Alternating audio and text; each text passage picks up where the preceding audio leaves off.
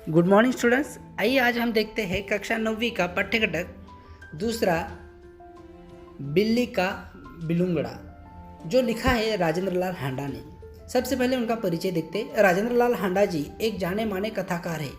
उनकी रचनाएं समाचार पत्रों में निरंतर छपती रहती है। समसामयिक विषयों पर वह अपनी राय देते हैं, सामाजिक समस्याओं का उद्घाटन करते हैं, उसके बारे में वह लिखते रहते हैं। प्रस्तुत पाठ्यघटक में जीवन की किसी घटना का रोचक प्रवाही वर्णन कहानी होती है। इसमें किसी सत्य का उद्घाटन होता है। हास्य कहानी में इसे हल्के फुल्के हंसी के अंदाज में प्रस्तुत किया जाता है। प्रस्तुत पाठ में लेखक हांडा जी ने हास्य के माध्यम से गलतफहमी के कारण उत्पन्न विशेष स्थितियों का वर्णन किया है। देखते हैं बिल्ली का बिलुंगड़ा। एक समय था जब घरों में बिल्ली का आना जाना बुरा समझा जाता था, परंतु आजकल की परिस्थिति के कारण पुरानी विचारधारा और परंपरा एकदम घपले में पड़ गई है, द्विधा में पड़ गई है, समस्या में पड़ गई है। घपले में पड़ना है ना, द्विधा में पड़ गई है, बदल गई है। जैसे कि बहुत सारी समस्याएं, बहुत सारे रीति रिवाज में बदलाव आ गया है। जैसे कि मैं आपको एक उदाहरण देता हूँ। पहले अंगूठा दिखाना, आपको पता होगा, पहले अंगूठा दिखाना मतलब गलत माना जाता था, किंतु अभी अंगूठा दिखाया तो हम बड़े खुश हो जाते हैं कि उसने मुझे, सोशल मीडिया के ज़माने में हम उसे क्या कहते हैं, लाइक किया, उसने मुझे लाइक किया। इस प्रकार से बहुत सारे परंपराएं, पहले कुत्तों को घरों में पालना अशुभ माना जाता था, अभी कुत्तों को घरों के अंदर घुसने देते हैं। बेड पर बैठा आपको देखता है कुत्ता। वही गाय जो है पहले पाली जाती थी, अभी गाय सड़क पर घूमती रहती है, कुत्तों को पाला जाता है। इस प्रकार की बहुत सारी प्रथाएं अभी बदल चुकी है। आगे देखते हैं। वही विचार ठीक समझा जाता है जिससे काम चले। पिछले दिनों हमारे घर में बहुत चूहे हो गए थे। उन्हें घर से निकालने के बहुत सारे प्रयत्न किए गए, पर हमारी एक न चली। आटे और अनाज के लिए लोहे के ढोल बनवाए गए। ये उपाय कुछ दिनों तक कारगर रहा, परंतु आग बचाकर चूहे इन ढोलों में भी घुसने लगे। इस समस्या पर कई मित्रों से परामर्श किया गया। कई मित्रों से मैंने राय लेने की कोशिश की, तो कई मित्रों से यह सामने हल निकल कर आया कि आपको बिल्ली पालनी चाहिए। आखिर यह फैसला हुआ कि घर में एक बिल्ली पाली जाए। अब घर वालों से चर्चा करने पर घर वालों में से किसी ने आपत्ति नहीं जताई। सभी ने कहा कि इसका यही इलाज हो सकता है कि एक बिल्ली को लाया जाए घर में। इसीलिए एक बिल्ली लाई गई। उसकी खूब खातिर होने लगी, क्योंकि वो नई थी। कभी बच्चे दूध पिलाते, कभी रोटी देते। उसने विधि पूर्वक चूहों का सफाया शुरू कर दिया। जैसे विधि में लिखा है कि बिल्ली चूहों को खाती है, उसी प्रकार से उसने भी उसका काम शुरू कर दिया। देखते ही देखते चूहे घर से गायब हो गए। सब लोग बड़े खुश हुए। बिल्ली प्राय सभी लोगों की थाली से झोटन ही खाती, इसीलिए हमें इसका कोई खर्च भी नहीं पड़ा। 2 महीने बाद वह समय आ चुका जब चूहों को तो भूल गए, पर बिल्ली से तंग आ गए। हमने सोचा चूहे तो खाली अनाज ही खाते थे, कम से कम परेशान तो नहीं करते थे। यह बिल्ली खाने में भी कम नहीं और हमें तंग भी करती है। उसके प्रति हमारा व्यवहार बदल गया। बिल्ली भी कम समझदार जानवर नहीं। जो शेर के काबू में नहीं आई, वो हमसे कैसे मात खा जाती। उसने भी अपना रवैया बदल दिया। हमारे आगे पीछे फिरने की बजाय, क्योंकि हमारे आगे पीछे फिरने से उसे खाना नहीं नसीब होता, तो उसने हमारे आगे पीछे फिरने की बजाय वह रसोई के आसपास कोने में दुबक कर बैठ जाती। जब मौका लगता मज़े से जो जी में आता खाती। इस तरह चोरी करते बिल्ली कई बार पकड़ी गई। एक दिन सुबह उठते ही मैं रसोई में कुछ लेने गया। देखता हूँ कि कड़े हुए दूध का दही, जो रात को बड़े चाव से जमाया गया था, बिल्ली खूब मज़े से खा रही है। अब चिंता हुई कि बिल्ली से कैसे पीछा छुड़ाया जाए। मेरा नौकर बहुत होशियार है। रात को काम खत्म करके जाने से पहले उसने एक खाली बोरी के अंदर 2 रोटियां डाल दी और चुपके से एक तरफ खड़ा होकर बिल्ली का इंतज़ार करने लगा। बिल्ली आई, वो रोटियों पर झपटी। नौकर ने तुरंत बोरी का एक सिरा पकड़कर ऊपर से बंद कर दिया। रस्सी के साथ बोरी का मुंह बांध दिया गया।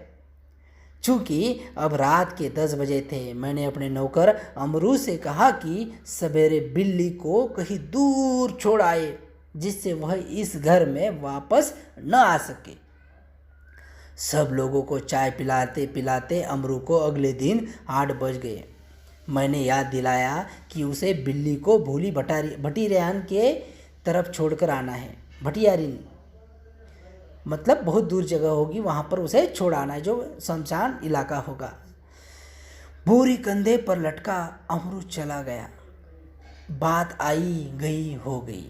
मैं हजामत और स्नान आदि में व्यस्त हो गया, क्योंकि 9:30 बजे मुझे ऑफिस जाना था। दफ्तर यानी ऑफिस। गुसल खाने में मुझे जोर का शोर सुनाई दिया। अब यहाँ पर गुसल खाना मतलब स्नान गृह, उसे हम बाथरूम कहते हैं, नहाने का कमरा। मैं नहाने में व्यस्त था और कुछ गुनगुना रहा था, इसलिए मेरा ध्यान उधर नहीं गया। 2 मिनट बाद ही फिर शोर शुरू हुआ। इस बार मैंने सुना कि मेरे घर के सामने कोई आवाज़ लगा रहा है, आपका नौकर पकड़ लिया गया है। अगर आप उसे छुड़ाना चाहते हैं तो छप्पर वाले कुएं पर पहुंचिए। मैं हैरान हुआ कि क्या बात है। समझा अमरू किसी की साइकिल से टकरा गया होगा। शायद साइकिल वाले का कुछ नुकसान हो गया हो, उसने अमरू को धर पकड़ा हो। रही आदमी इकट्ठे होने की बात, तो ये अपने भारत में कोई मुश्किल बात नहीं है, और करोल बाग में तो बहुत आसान है, जहाँ सैकड़ों आदमियों को पता ही नहीं कि वे किधर जाए, क्या करे। खैर, उधर जा ही रहा था कि रास्ते में खाली बोरी लटकाए अमरू आता हुआ दिखाई दिया। वो खूब खिलखिलाकर हंस रहा था। उसे डांटते हुए मैंने पूछा, अरे क्या बात हुई, तूने आज सुबह ही सुबह क्या कर दिया? गड़बड़ की जो इतना शोर मचा और मोहल्ले के लोग तुझे मारने को दौड़े? अमरू को कुछ कहना ही नहीं पड़ा। उसके पीछे कुछ आदमी आ रहे थे, उन्होंने मुझे सारा मामला समझा दिया।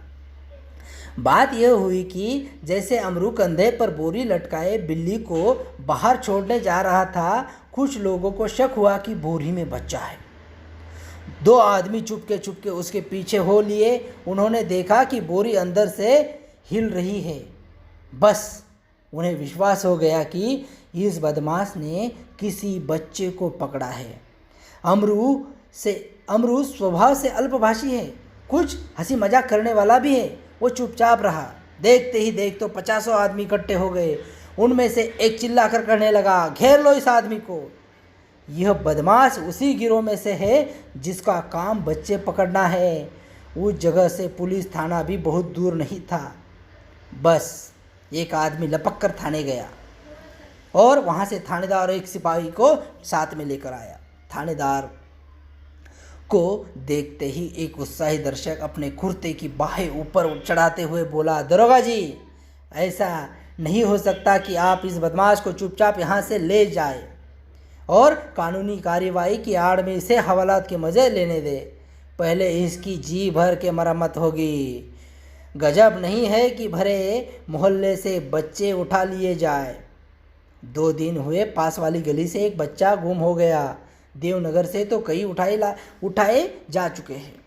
आप बात में इसके साथ जो चाहे कर ले, पहले इसकी हम लोग पिटाई करेंगे। भीड़ में से बहुत सारे लोग इस प्रस्ताव को समर्थन दिया और कहने लगे, अमरू को पीटने के लिए मानो लोग तैयार हो गए।